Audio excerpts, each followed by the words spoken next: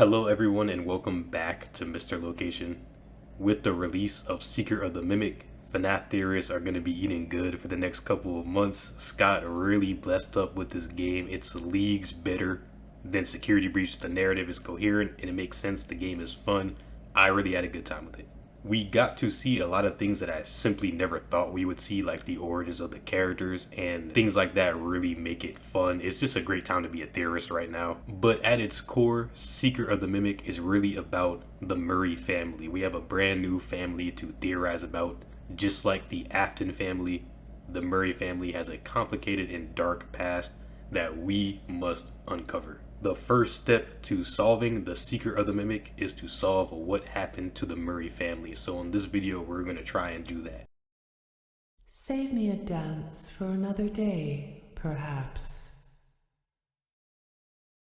Secret of the Mimic had plenty of plot twists, but I think that the biggest twist of all was a main character's wife ended up actually being relevant to the game.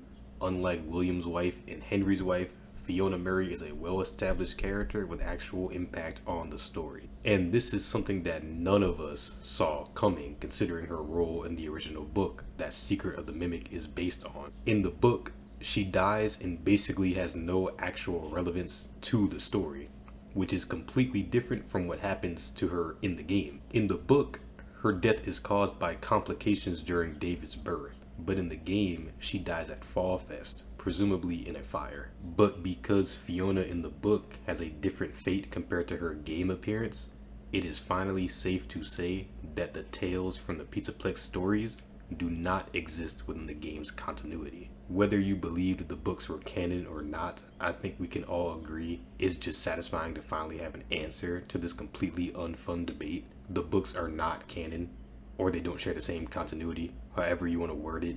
The book stories are one thing and the game stories are another. That does not mean there is no overlap between the two, but it does mean that the game should always be treated with the utmost priority, and honestly that should have always been the case. But like I said, we can all thank Fiona for finally saving us from this terrible debate, since her death is so obviously different from the books and the game. So since she's actually relevant in this game, what happens to her after her death? Thankfully, Fiona's story is pretty straightforward, especially for FNAF standards. She dies in Fall Fest, and then after she dies, Edwin built the first version of the Mimic to keep David entertained, and he called it M1. Now, it is important to understand that the Mimic and M1 are two different things. The Mimic is just the physical robot that is the endoskeleton. But M1 is the programming that controls the Mimic. It's like its directive. It is the M1 program that starts to, for some reason, act like Fiona after she dies. For a while, Edwin is cool with the Mimic being his wife, which is strange but kind of cute, I guess. But things take a turn for the worse when David dies on his birthday. M1, who is still acting like Fiona, strongly encourages Edwin to make another Mimic program, M2, to be the recreation of David. Yes, after years of debating about the crying child being a robot or not, it appears Scott finally caved and put robot children in the game. Or at the very least, he tried to. Because Edwin does try to make the M2 the Mimic, but he fails, and he can't figure out why. While he works on the second Mimic program, he moves the M1 program out of the physical Mimic into some sort of computer to make room for the new M2 program. So M1 is Fiona and M2 is supposed to be David, but Edwin can't seem to get it to work the way he did with M1. Now, the most interesting thing about the M1 version of the Mimic is that the M1 wasn't created until after Fiona died, but somehow it begins to act like her. So how could a machine that was built after she died start to act like her? They never met and they never interacted. To me, the answer is pretty straightforward. Fiona is most likely possessing the M1 program. I'm sure that there are some alternative explanations behind M1 suddenly acting like Fiona, but FNAF is ultimately a series about dead people possessing robots. So for now, I think Fiona possessing M1 is the cleanest explanation behind what happened to her. Because like I said, M1 was made after she died, but it still started to act like her. So the most logical conclusion that we can come to is that she is possessing it. But if M1 is possessed by Fiona, does that mean that M2 is possessed by somebody else? Presumably David. Before we answer any questions about David though, let's talk about Edwin first. As always, remember to smile. You are the face of Freddy Fazbear's Pizza. Edwin Murray inherited his company from his father and is clearly some kind of super genius considering how advanced the robots are in this game, but despite all of his genius and all of his creative talent, he was unable to succeed in making M2 the way he made M1. A man of his capabilities and his work ethic would not just fail, and this is the main reason why I think that the M1 program is being possessed by Fiona. A ghost actually managed to attach itself to M1, but no ghost ended up attaching itself to M2, which is why it didn't work. Now, if y'all played the game, y'all should know the rest. In a fit of rage, Edwin walloped the Mimic, causing the Mimic to learn violent tendencies and start killing employees at the factory. This ultimately leads to the M2 Mimic getting its revenge on Edwin. Edwin begs the Mimic for mercy, while the Mimic poetically neglects him, and that's the last time we ever hear from Edwin in the entire game. In the book, I could be misremembering, but I'm pretty sure in the book he survives for a long time after the story. But since we know now the books are not canon, him surviving in the book does not mean he survived in the game. It is very possible that Edwin met his fate at the hands of the Mimic, but the game never outright says he dies. The game actively tells us that he's gone missing, but we never actually get confirmation that he's dead, and more interestingly, we never actually see his dead body. So what happened to Edwin?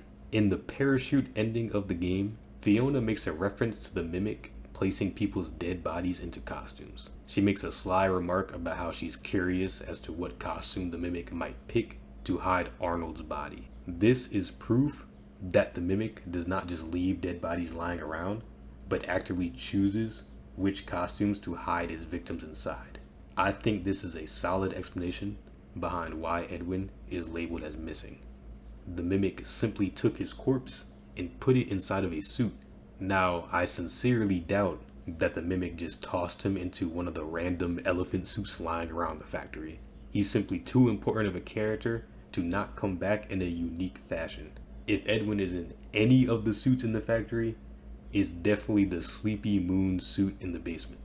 This thing is creepy, bro, but also it clearly has some deep lore. It's the only costume in the whole game to not make the Mimic's robotic noises, and it also has its own unique voice, which very few characters in the game have. The only costumes that have unique dialogue are Nurse Doll, Big Top, and Jackie. In the parachute ending, the Mimic will repeat all three of these characters' dialogues, reiterating that the Mimic wore all three of them, but the Mimic, very suspiciously, never repeats any of the dialogue that comes from Sleepy Moon, almost like the Mimic never wore the costume to begin with. There are other pieces of evidence that prove this Moon guy is not the Mimic, but I think I've gotten my point across. This thing is definitely not the Mimic. That doesn't mean that he's Edwin, but it's definitely not the Mimic. I just think that if Edwin is dead and his body was put into any of the costumes in this entire game, it's definitely that Moon. One big happy family. Now this leaves us with just David. David dies on his birthday, and this leads M1 Fiona into pressuring Edwin into bringing David back as the M2 Mimic.